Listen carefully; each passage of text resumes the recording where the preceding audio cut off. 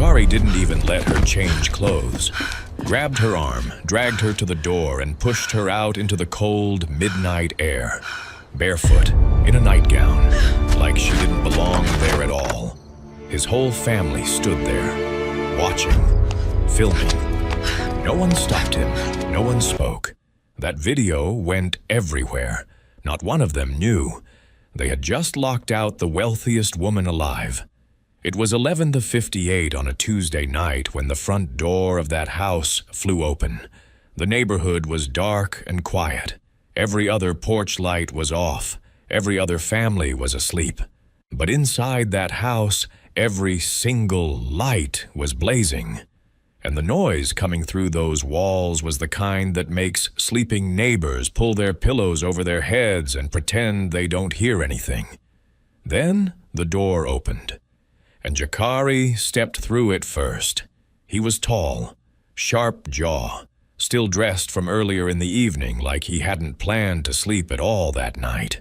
His eyes were hard in a way that had nothing to do with anger and everything to do with decision. This wasn't a man losing his temper. This was a man executing something he had already made up his mind about. There's a difference, and anyone watching closely enough could see it. He had Zorya by the arm. She stumbled through the doorway, still half asleep, blinking in the cold air, her thin white nightgown catching the November wind like a flag. Her feet hit the wooden porch boards barefoot. She gasped, not from pain, not yet, but from the shock of the cold and the confusion of a woman yanked out of sleep into something she couldn't make sense of yet. She had no shoes, no coat, no time to grab anything. She didn't understand what was happening, but Jakari did. He understood exactly what was happening because he had planned it, down to the night, down to the hour. He turned and picked up a single bag from just inside the doorway. One bag, already packed, already waiting, and dropped it at her feet. It hit the porch with a hollow, final sound. Then he looked at her, and he said, "Don't come back." Just like that. Flat, clean, done. Zorya opened her mouth. Nothing came out. She looked past him into the house, her house, the house she came home to every night, the house she knew every corner of, and what she saw standing in the hallway behind Jakari stopped whatever words were trying to form in her throat. His mother, Celestine, stood near the bottom of the staircase, arms folded, head lifted, watching Zorya with the particular expression of a woman who has been waiting a long time for this exact moment. She didn't speak. She didn't need to. Everything she felt was already written in how still she was standing, how unbothered, how satisfied. Portia, Jakari's older sister, was already out on the porch. Her phone was up, recording. The little red dot steady and unblinking. She wasn't trying to hide it. She wanted Zorya to see it, wanted her to know that this moment was being kept, preserved, shared. Portia's face had the particular expression of someone enjoying something they've been looking forward to. Renee, the younger sister, stood just inside the doorway laughing softly into her phone, narrating something to whoever was on the other end of her call. Her cousin Darnell was leaned against the wall near the coat rack, arms crossed, eyes down. He was the only one who looked uncomfortable, but uncomfortable or not, he said nothing, not one word. Sometimes silence is its own kind of participation. Zorya looked at all of them, every face. She took them in one by one the way you take in something you are trying to memorize, or something you are trying to understand before it's too late to understand it. Then movement at the top of the stairs caught her eye. A woman was descending, slowly, like she had all the time in the world, like the house already belonged to her, and she was simply coming down for a glass of water. She was wearing a robe, silk, burgundy. Zorya recognized it because she had bought it herself. She had worn it on cold mornings. She had loved that robe. This woman's name was Livette, and she came down those stairs with a smile on her face that was directed at one person and one person only. She looped her arm through Jakari's when she reached the bottom, leaned into him, looked at Zorya through the open door with the soft, devastating confidence of a woman who believes she has already won. The door closed, the locks clicked, the porch light went off, and Zorya was standing alone in the cold and the dark, barefoot in her nightgown, one bag at her feet, on the porch of her own home. Portia's video hit the internet before midnight. By 2 in the morning, it had climbed past 10,000 views. By the time the sun came up, it had millions. People were watching it over and over, passing it along, writing under it, screaming about it in comment sections. Some people were furious. Some people were laughing. Some people were just stunned into that particular kind of silence that comes when something is so wrong, you can't organize your feelings about it fast enough. The captions people wrote told the whole story of how the world read it. This poor woman. Who does this? She looks so lost. Why isn't she crying? Who is she? Nobody knew, not really. The internet had the video. It had Zorya's face. It had her bare feet on cold wood and one small bag and a closed door. But it didn't have the truth yet. What the video also didn't catch, and this is the part that mattered, was what happened after the porch light went off. After the last sound of voices inside faded. After the street went fully quiet again. Zorya stood there for a long moment in the dark. She looked at that closed door. She breathed.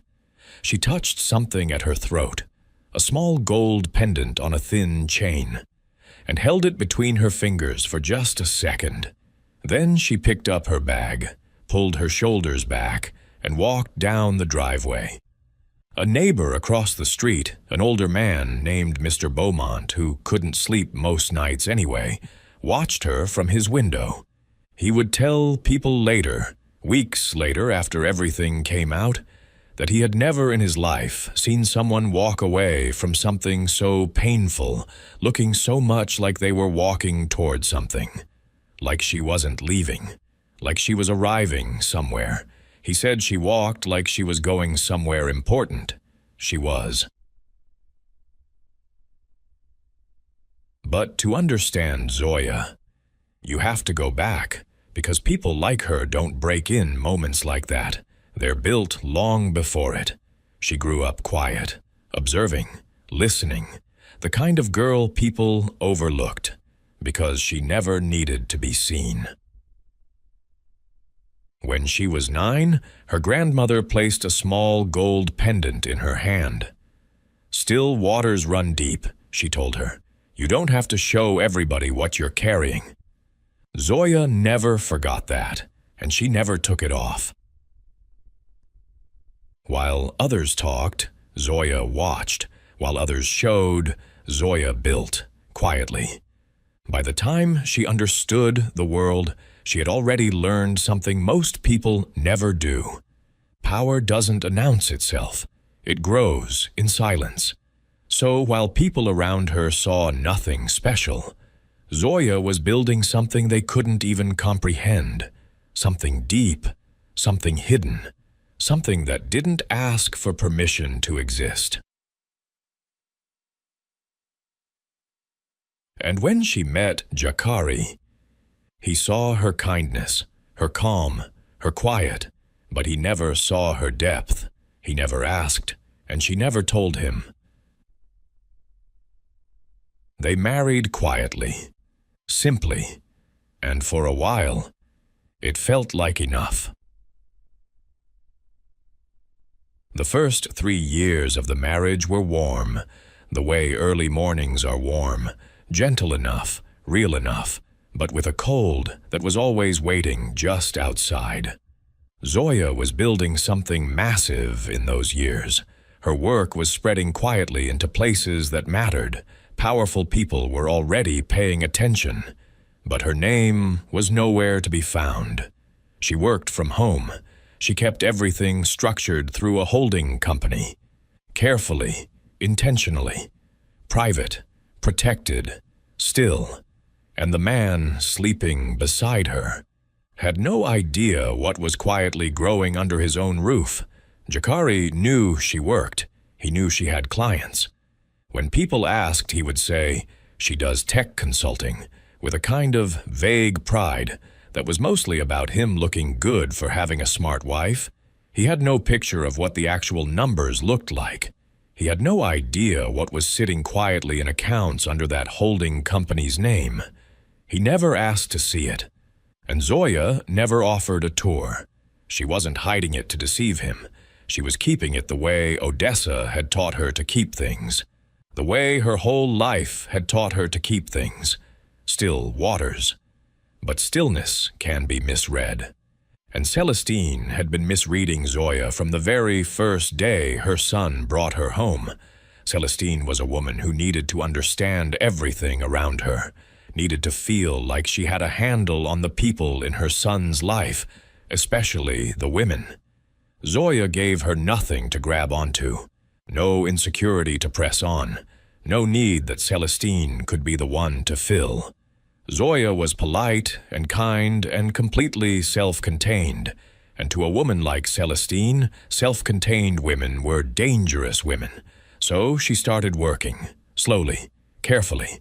The way a woman like Celestine worked, in private conversations, in small words dropped at the right moment, in suggestions so gentle they didn't feel like suggestions at all. "She seems secretive, baby. A wife shouldn't be secretive with her husband. You don't really know what she does all day, do you? That's not a partnership, Jakari. That's two strangers sharing a house. You deserve somebody who pours into you, who makes you feel like the man you are." Jakari listened. He always listened to his mother.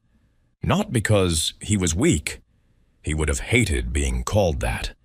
But because he had been listening to Celestine his whole life, and the habit was deeper than he understood. And somewhere in between listening to his mother and not asking his wife the right questions, a space opened up. And Livette walked right into it. She was his colleague at the real estate firm where he worked. Electric was the only word for her. She came into a room and rearranged it without touching anything. She had a way of making Jakari feel like he was the most important, most capable, most interesting man she had ever encountered. She asked him questions about himself. She listened with her whole face. She reflected back to him a version of himself that was bigger and more significant than the one he lived with daily. And she whispered things about Zorya. Not cruelly. Never cruelly. That wasn't Livette's style. She was too smart for obvious cruelty. She was gentle about it. Concerned. She would tilt her head and say things like, "She just seems so closed off, doesn't she? You need someone who shows up for you, who makes it known." Livette was painting a picture of a cold, withholding woman, and Jakari, who had slowly stopped looking clearly at what was actually in front of him, started seeing Zorya through Livette's brush strokes instead of his own eyes. Meanwhile, Zorya felt the distance growing. You can't share a bed with someone and not feel when they start pulling away. You can't love someone carefully and not notice when they stop receiving it. She tried. In her way, which was not dramatic, not loud, not a confrontation. She tried to reach him.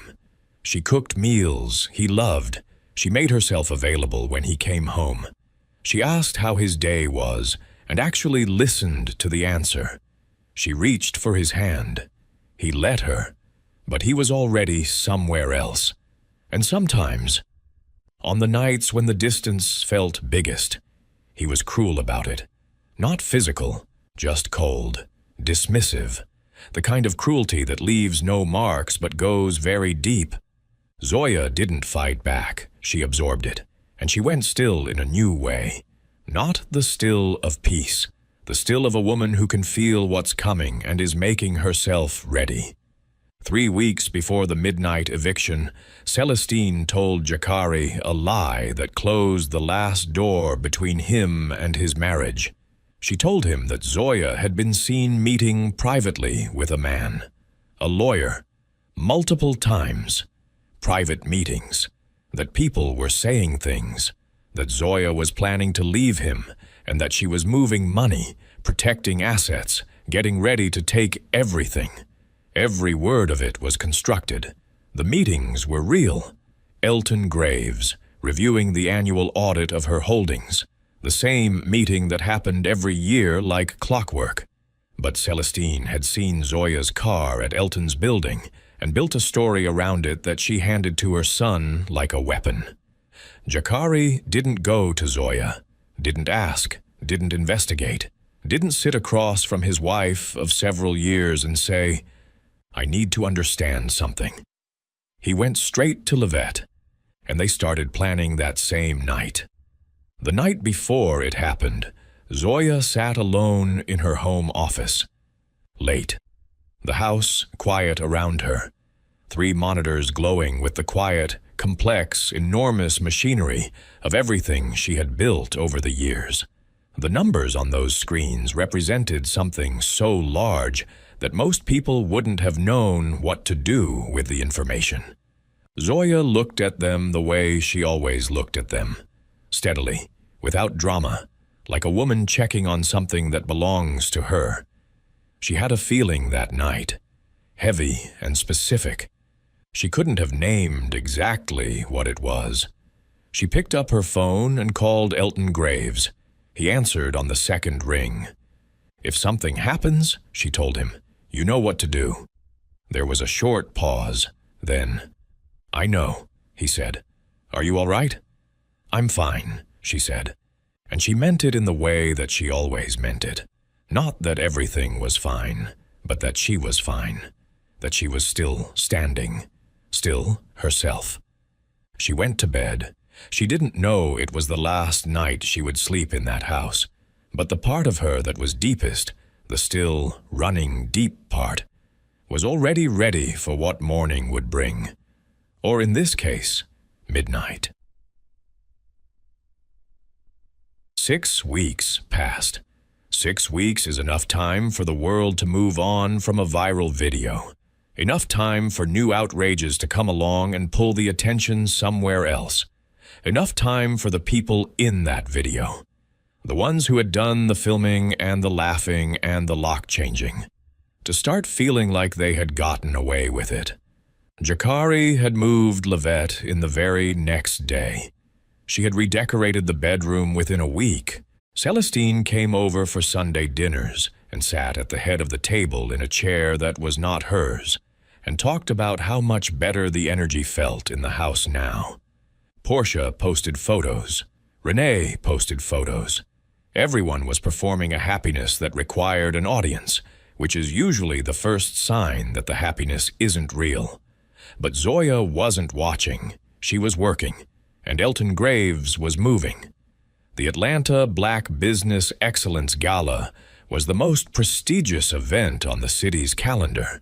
It happened every year at the grand ballroom of the Fairmont, and every person in black. Business, black finance, black technology, and black culture. Who was worth knowing was either in that room or had been invited. It was where deals were made, and legacies were recognized, and the community saw itself at its best and most powerful. Jakari was there with Livette on his arm. His firm had been nominated for a Regional Development Award, which was genuinely a nice thing, a real accomplishment. He had dressed carefully for the occasion. Dark suit, pocket square, the particular confidence of a man who feels like things are going well. Livette was beside him in a gold dress, holding his arm, leaning in when he laughed, performing the role she had worked very hard to occupy. He was feeling good, feeling settled, feeling like the story had worked out the way he needed it to. The ballroom filled, dinner was served, the program began.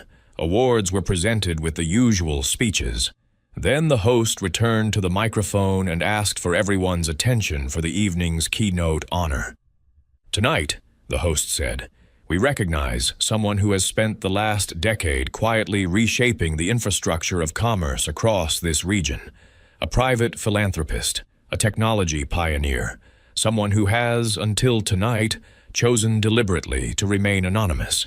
But they have agreed, for the first time, to step forward."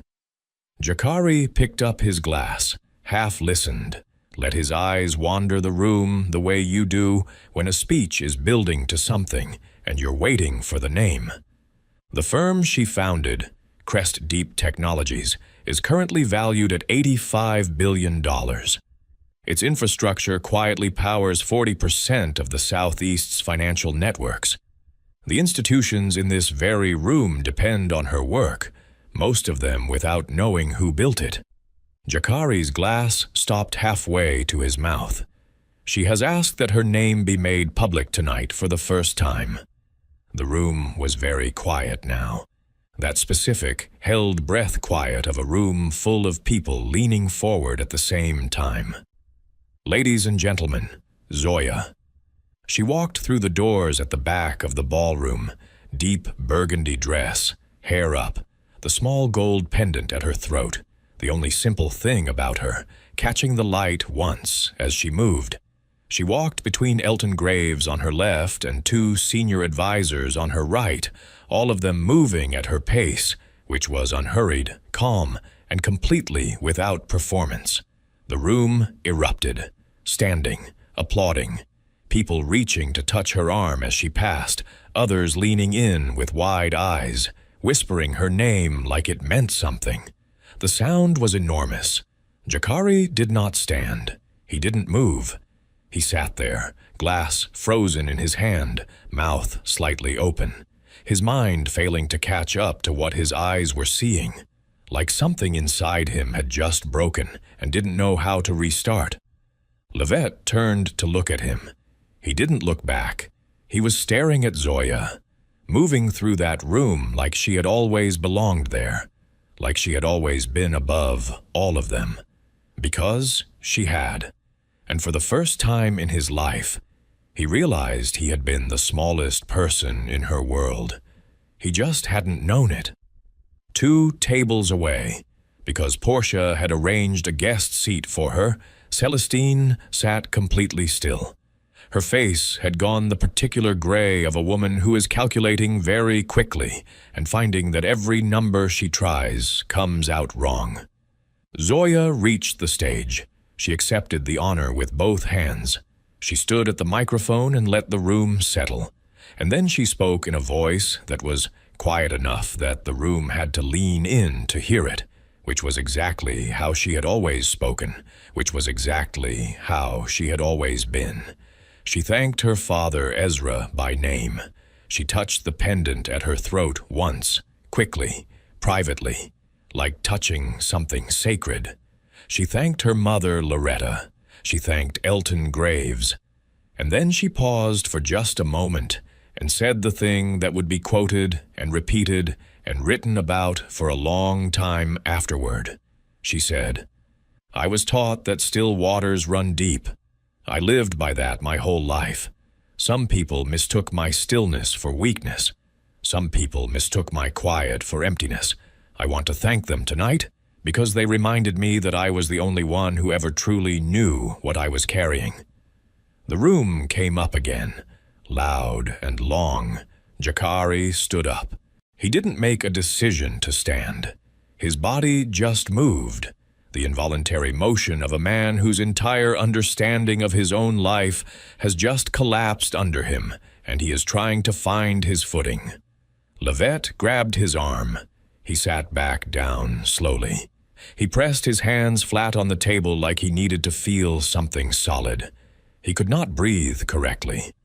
After the stage, after the reception that formed around Zorya like a tide, after the handshakes and the embraces and the cameras, Jakari pushed through the crowd. He needed to reach her. He didn't know what he was going to say, but he needed to reach her the way a man needs to reach something he can see, slipping away from him, even though it was already gone a long time ago. He got close enough that she turned and saw him. And what happened in those next few seconds would stay with him for the rest of his life, more than anything else that happened that night. She looked at him, not with anger, not with the hot satisfaction of a woman who has won something over someone she hates, not with tears or trembling or any of the emotions that he had imagined, in whatever dim corner of his mind had imagined this moment, that she would show him. She looked at him with nothing, not the cold nothing of contempt, just the quiet, settled nothing of a woman who has already moved past a thing completely. She looked at him the way you look at someone you used to know a long time ago, someone who is no longer part of the story you are living. "Jakari," she said, quietly, calmly, almost gently. "Elton will be in touch." Then she turned, and she walked away, and she didn't look back. By the next morning, Elton Graves had already filed everything that needed to be filed. He had been ready for 6 weeks. Everything was prepared and organized with the same precision that characterized everything connected to Zorya. The case was straightforward in the way that devastating things are sometimes simple. The marital home had been purchased entirely in Zorya's name through her holding company. Before the marriage, as part of the same legal structure she had maintained her whole career. Jakari's name was not on the deed. It had never been on the deed. Zorya had lived there as its sole legal owner from the day she bought it, which meant that when Jakari dragged her out by the arm in her nightgown at midnight and changed the locks and installed Livette in the bedroom, he had committed unlawful removal of the legal property owner from her own home. He had locked her out of her own house.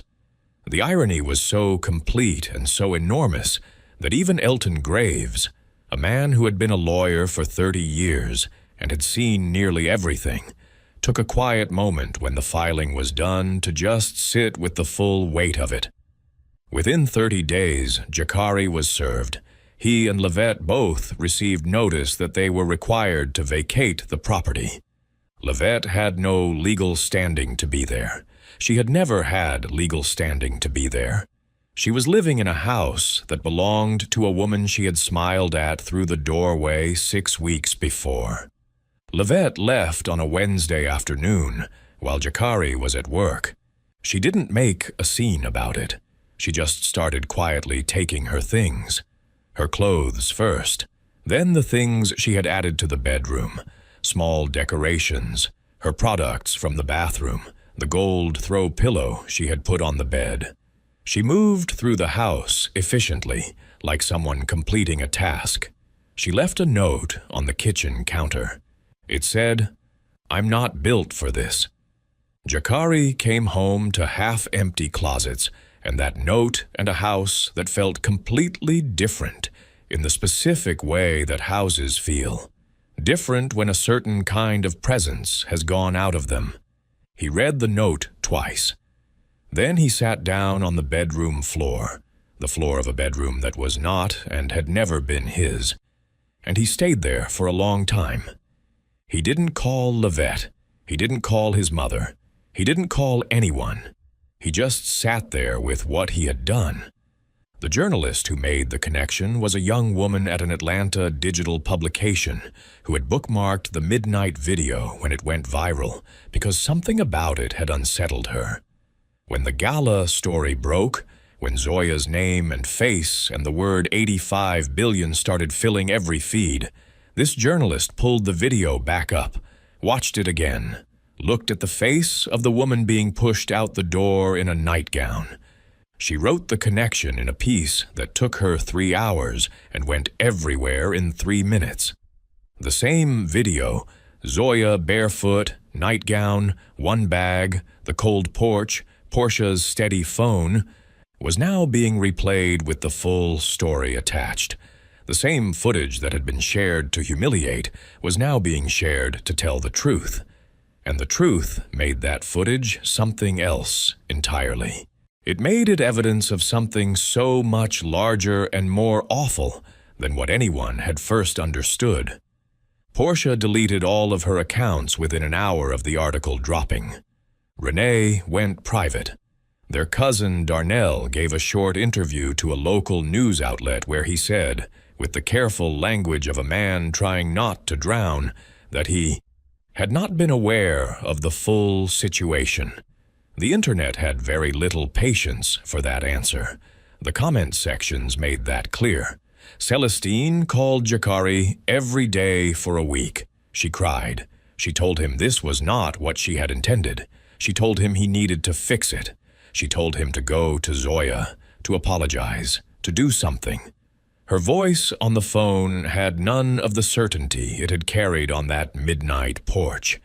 It was the voice of a woman who had moved a chess piece and brought down the whole board.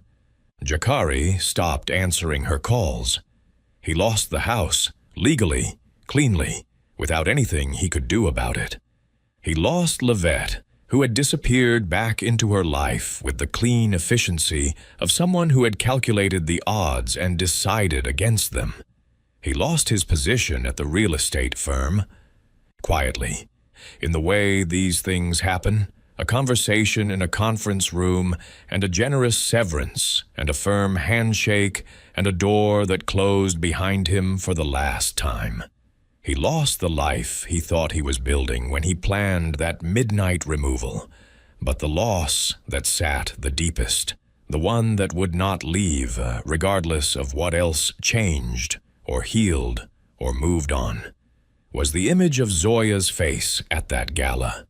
Not the stage moment, not the announcement, not even what she said at the microphone, just the moment after, when she turned and looked at him in that crowd, and her face held nothing, not hatred, not triumph, just completion. The face of a woman who had already arrived somewhere and had no reason to look back.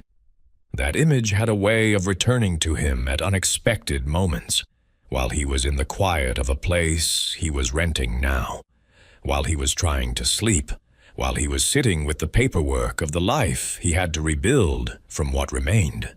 He thought about the pendant. He had seen her wear it every day for years, and he had never once asked what it meant. He had never asked about her grandmother, had never asked what she was carrying. He had been standing next to a still, deep river for years, and he had only ever seen the surface.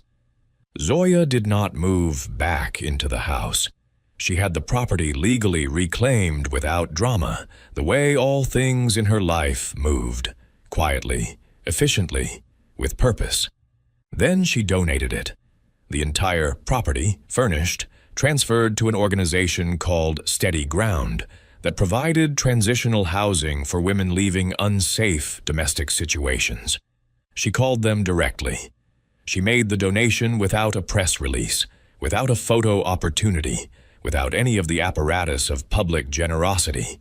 She bought something smaller, a house with a deep porch and morning light that came through the kitchen window at an angle that reminded her of her parents' home.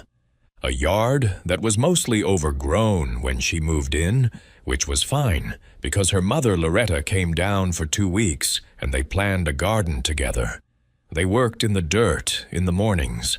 They ate on the porch in the evenings. Loretta hummed while she cooked, and the sound of it filled the new house with something warm and old and real.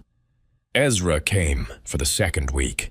He sat on the porch and drank his coffee and watched his daughter move through her own space, and he didn't say much. He didn't need to.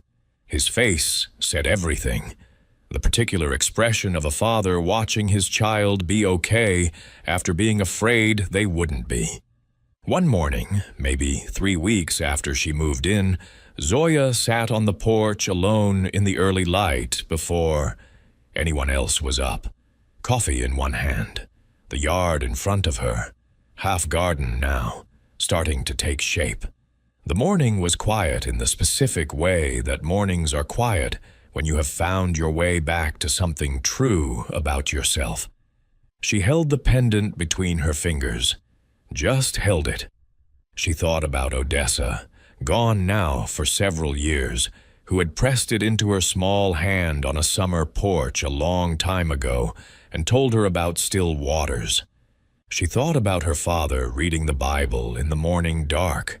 She thought about her mother making something from nothing. She thought about the girl in that classroom who was always watching, always absorbing, always building something in the quiet that nobody around her could quite see. She thought about a midnight porch and cold air and bare feet on wood and the sound of locks clicking. She breathed. She put the coffee down. She touched the pendant one more time. Then she went inside, sat down at her desk, opened her laptop, and got back to work. Because still, waters don't stop. They just keep running, deep and quiet and going somewhere important. They thought her silence was emptiness. They thought her stillness was weakness. They thought a woman in a nightgown with one bag was a woman with nothing. They planned around her, plotted against her, filmed her humiliation, and sent it out to the world like a trophy. They changed the locks and poured champagne and rearranged the furniture and thought they had won something. But Zorya always knew what she was carrying. She had always known. She just never needed them to know it, too. That was never the point for her. The point was the building. The quiet, deep, faithful building that she had been doing since she was old enough to understand that her value was not something anyone else got to assign. Some people will only understand what they had after they've thrown it away. Some people will only understand who you were after they've closed the door on you, and by the time that door opens again, and it always opens again in one way or another, you are already somewhere else, somewhere further, somewhere they can't reach. Still waters run deep, and deep water goes where it's going, with or without your permission, with or without your understanding, whether you're watching or not. It goes where it's going. If Zorya's story moved you, if you have ever been underestimated, pushed out, or made to feel like nothing by the very people who should have seen you clearly, share this. Because somewhere out there is a woman standing on a cold porch in the middle of the night who needs to hear that still waters run deep, that her quiet is not her weakness, that what she carries does not need their approval to be real. Like and follow for more stories that remind you your value was never theirs to decide. And by the time they finally understood who she was already somewhere they could never reach. The same door they slammed on her became the one they would spend the rest of their lives locked outside of.